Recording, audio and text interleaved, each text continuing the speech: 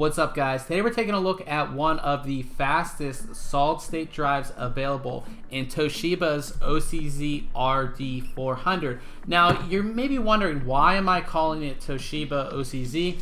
It is because a few years ago Toshiba did acquire OCZ. Now OCZ was operating on their own, kind of doing their own thing, still being owned by Toshiba, but they were just operating on their own. And now Toshiba has rolled them into their premium brand. So anything called Toshiba OCZ is their high-end brand.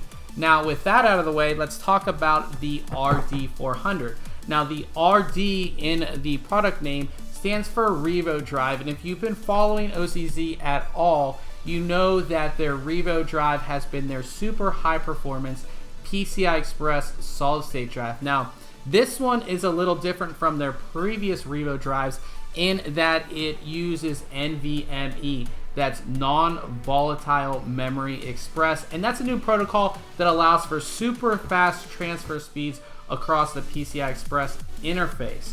We received the 512 gigabyte version of the drive, but it also comes in a 128 gigabyte, 256 gigabyte, and 1 terabyte version, of course, along with the 512 gigabyte version. When you get everything out of the box, you'll get the drive itself and you'll get a half height adapter. So if you plan on installing this in, say, a server, you'll easily be able to do that.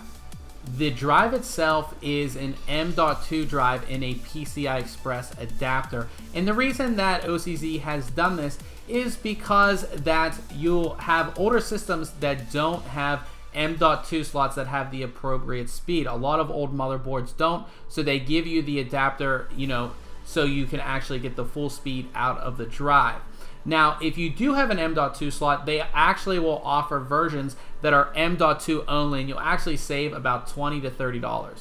The drive itself is powered by Toshiba's own TC58N CP070GSB controller, and that is their proprietary NVMe controller. You have two 15 nanometer Toshiba MLC NAND chips, and then you have a Samsung cache chip as well. The M.2 portion of the drive is actually completely removable from the bracket. So say you upgrade your system and you have that M.2 available, you can easily go ahead and take it out of the adapter, and this will not void your warranty. For the 512 gigabyte version, once you have the drive installed and formatted, you'll have 476 gigabytes of usable space. OCZ includes their SSD Toolbox software, which is one of the best SSD utilities out there. It allows you to benchmark the drive, update firmware, and much more. Now, once we have our drive installed, it is time to go ahead and do some benchmarks. Now, we're going to concentrate on 3 benchmarks here. So we'll start with Atto Disk Benchmark, and that is sort of our guideline or our main benchmark that we kind of compare all of our drives to. So for Atto Disk Benchmark, we came out with read scores of 2704 megabytes a second read and 1594 megabytes a second write. So that is super fast. Most SSDs top out at 550 megabytes a second, and here we're getting 2704 for read and 1594 for write, so super fast. So that's about 2.7 gigabytes a second or 1.5 gigabytes a second write. Super fast. We'll move on to Crystal Disk Mark, which again is one of our main benchmarks here. And for our read score, we got 2619 megabytes a second, and for our write score, 1561 megabytes a second. So again, super fast. That's about 2.6 gigabytes a second or 1.5 gigabytes a second for the write. Super fast. Finally, we have Ada64's linear read and write test. And what's great about these tests is they read or write the entire capacity of the drive. So if you're using a drive that uses, say, SLC caching or something like that, this will actually pick up that fault and show that the drive is using caching to get to the higher speeds instead of actual pure performance. So for our linear read, we have 1822.8 megabytes a second, And for our write, we have 1414.3 megabytes a second read. Now these are a brutal test, and our scores are a tad bit lower than our other ones, but they still turned out to be very, very good. And again, one of the fastest SSDs that we've ever tested. Now we have tested Intel's 750 series PCI Express NVMe drive, and we directly compared them. Compared the OCZ RD400 to the Intel 750 series on the exact same system, running the exact same test. And here you can see the comparison.